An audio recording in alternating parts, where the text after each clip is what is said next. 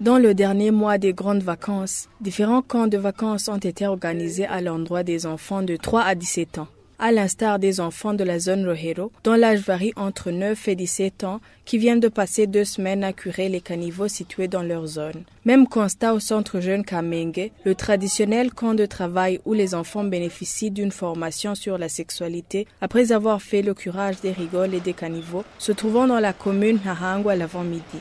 Les encadreurs de ces enfants confient avoir profité des grandes vacances pour les initier à la protection de l'environnement dès leur bas âge. Mu gihe cy'uburuhuko urazi abana benshi usanga bariko barakina umupira benshi biyerereza badafite ico bakora mugabo.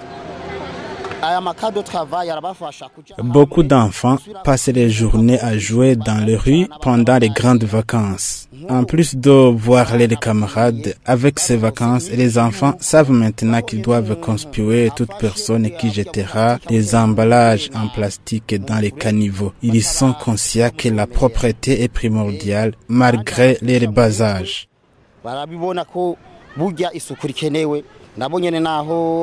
Les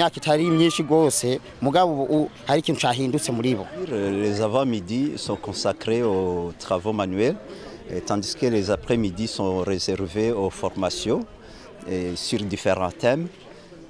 Je citerai le respect et la promotion des droits de l'homme, la santé sexuelle et de la reproduction, qu'est-ce que c'est la sexualité chez les jeunes, la protection de l'environnement, se protéger contre des maladies sexuellement transmissibles.